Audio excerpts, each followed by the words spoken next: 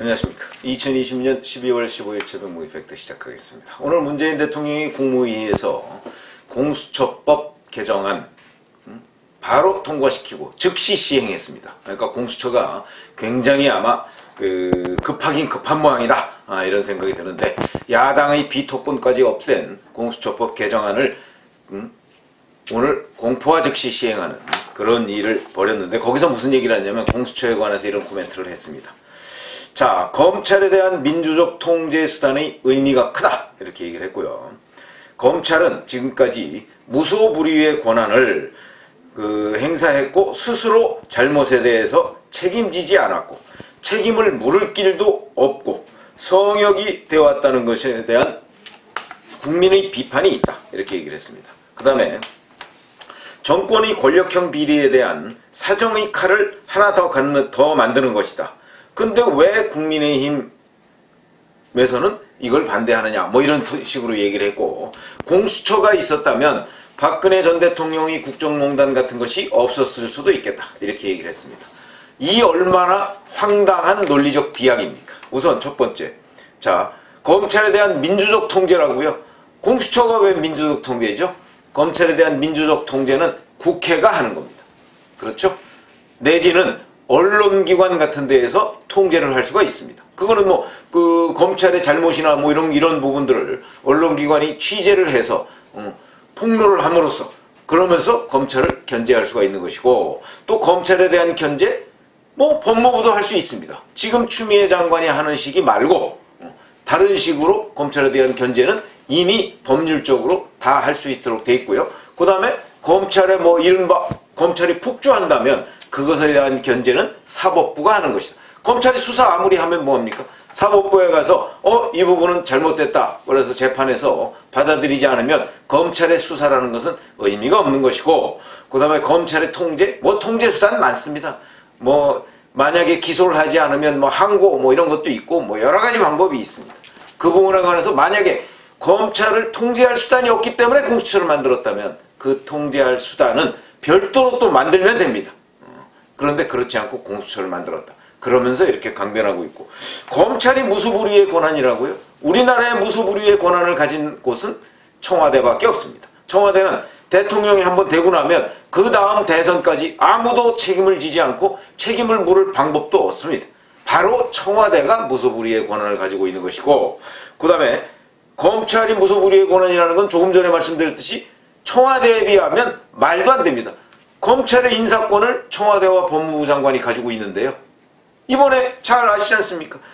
살아있는 권력에 대해서 윤석열 검찰총장이 손을 대니까 그 부분에 관해서 추미애 법무부 장관이 인사권을 휘둘러서 전부 다 사실상 해체해버렸습니다. 축풍낙엽이죠.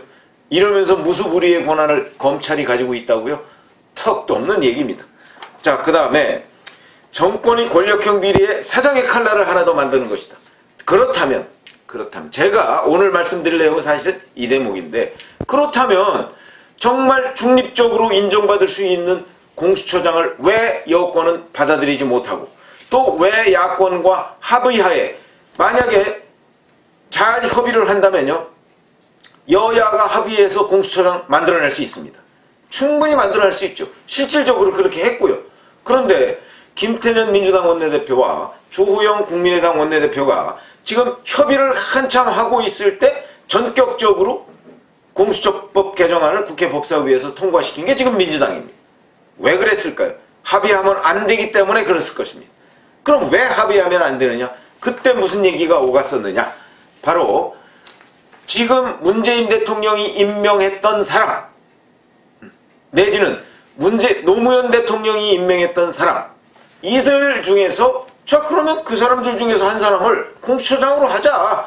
국민의힘이 이렇게 얘기했던 사람 중에서 신현수 노무현 전 대통령 당시에 청와대 근무했던 검사 출신 변호사가 있고요. 그 다음에 이석수, 박근혜 전 대통령 당시에 청와대 특별감찰관이었죠. 이석수. 근데 문재인 대통령이 바로 그 사람을 국정원의 기조실장으로 임명을 한 적이 있습니다. 자, 이 중에서 제가 신현수 전 검사는 저하고 대학 동기이기 때문에 제가 여기서 거론하지 않고요. 이석수 전 감찰관, 전 국정원 기조실장, 이 사람은 왜 안 되냐? 이거에 대해서 제가 지금 말씀을 드리려고 합니다. 이 사람 보니까 2009년 8월에 전주지검에 차장검사까지 했더군요. 그리고 나서 잠깐 변호사를 하다가 2015년 8월, 이때가 박근혜 전 대통령 당시이죠. 청와대 특별감찰관이 됐습니다. 아시다시피 청와대 특별감찰관은요, 청와대의 수석비서관, 그 다음에 대통령 친인척, 뭐 이런 사람들에 대한 감찰을 담당하는 사람입니다. 뭐 굳이 비교하자면 지금 법무부에 있는 감찰관, 이쪽 유혁 감찰관이나 대검에 있는 한동수 감찰부장, 뭐 이런 사람 정도의 그 역할을 하고 있는 청와대 특별감찰관, 이거는요 공수처보다도 훨씬 더 청와대와 가까운 거리, 그리고 권력의 핵이라는 대통령과 가까운 거리에서 대통령 또는 대통령 측근들, 가족들, 이런 사람들의 비리를 들여다보고 있고 조사할 수 있는 권한이 있는 사람입니다. 그러니까 이 사람이 우병우 당시 민정수석의 문제점을 들여다보고 이게 문제다 라고 생각을 했기 때문에 이 사람이 우병우 전 수석의 그 어떤 혐의를 수사하려고 했던 것 아니겠습니까? 그래서 우병우 이석수 감찰관 사이에 갈등이 생긴 것이고, 거기서 우병우 민정수석이 이석수 감찰관한테 형 왜 이래? 뭐 이렇게까지 얘기를 했다. 그러면서 뭐 어디 아파? 뭐 이렇게까지 얘기를 했다는 것이 그 당시에 나온 얘기입니다. 그러면 이 사람은 박근혜 전 대통령이 임명했음에도 불구하고 박근혜 전 대통령의 핵심이라고 할 수 있는 우병우 민정수석에 대해서 비리 혐의가 드러났기 때문에 그걸 한번 조사해보자 이렇게 했던 사람, 자기 역할에 충실했던 사람이라고 보입니다. 그렇기 때문에 박근혜 전 대통령 입장에서는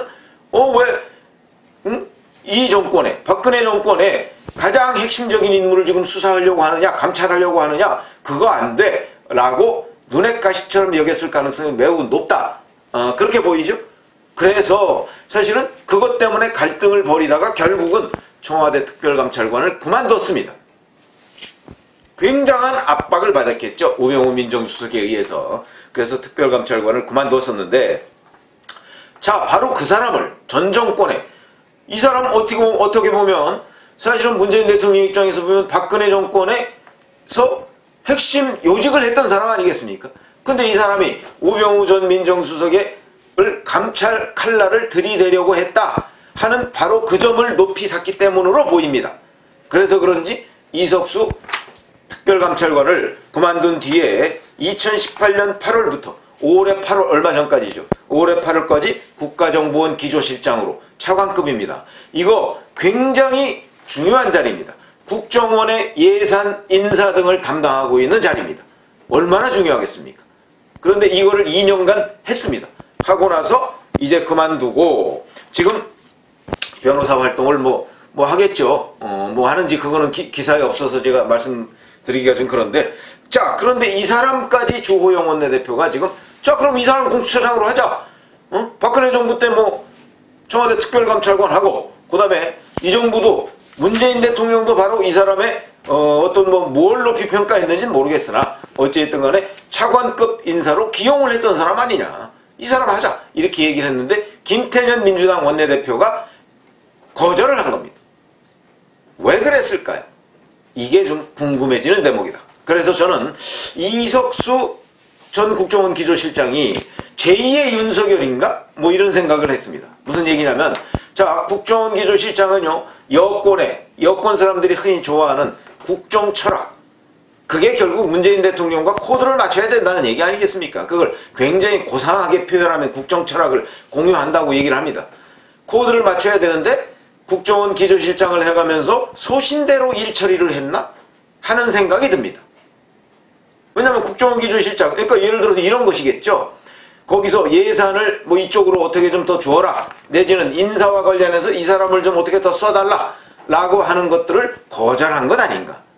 그러니까 국정원 기조실장을 해가면서 문재인 대통령이나 청와대 사람이나 여권 사람들의 청탁을 소신껏 거절했던 것 아닌가. 저는 이런 생각이 듭니다.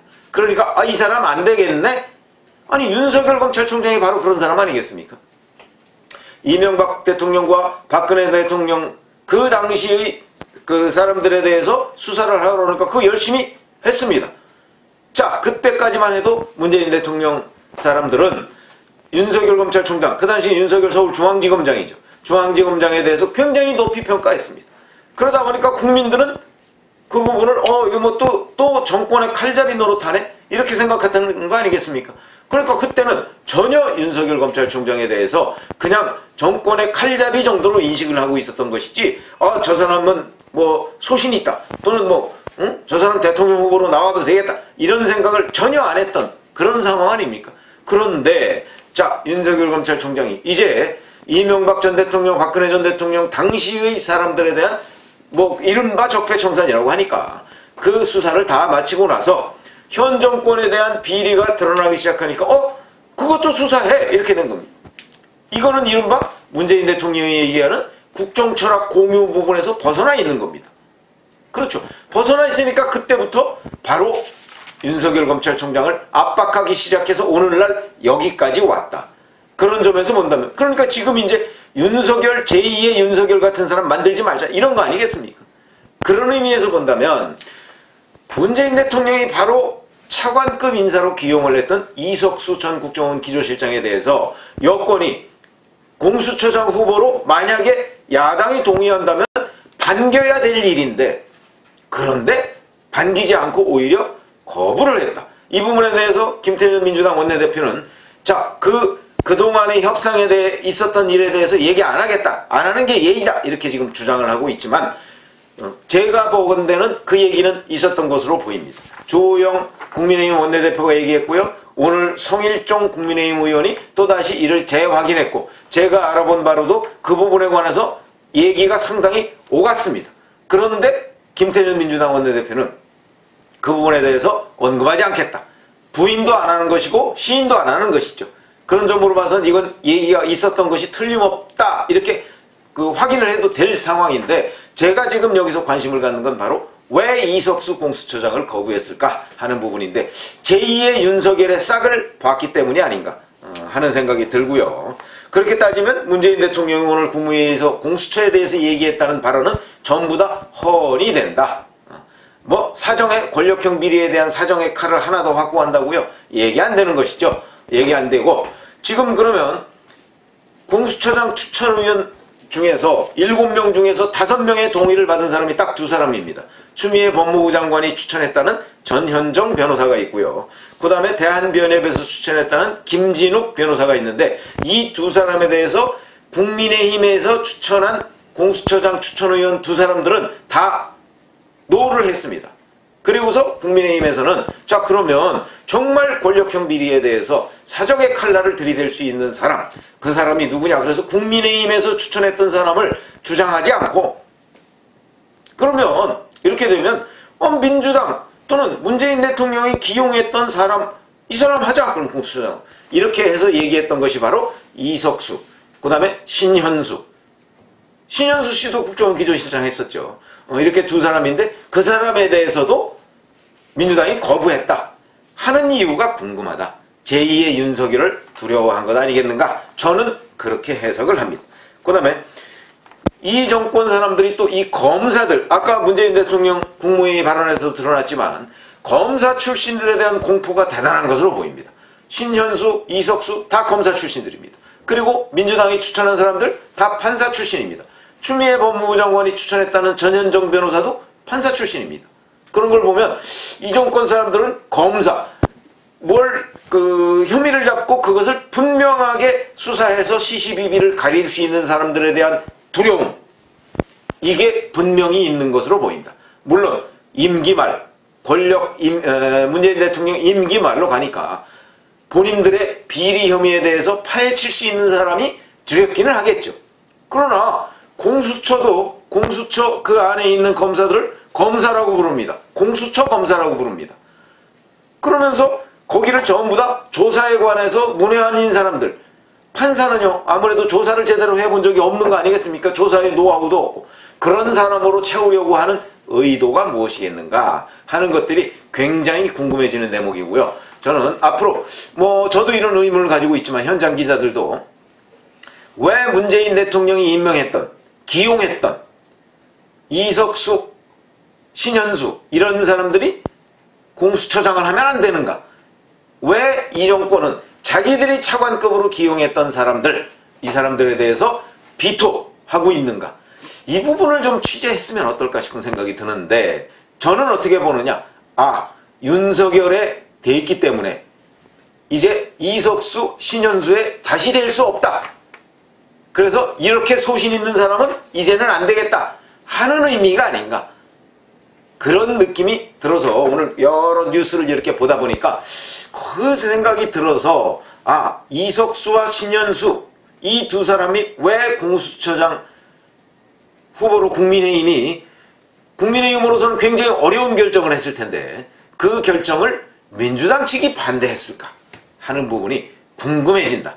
그러면서 이 나머지 그 정확한 이유에 대해서는 현장 기자들의 몫으로 남기고, 다만 저는 제2의 윤석열을 두려워한 것이다. 이렇게 분석을 해서 말씀을 드리겠습니다. 감사합니다.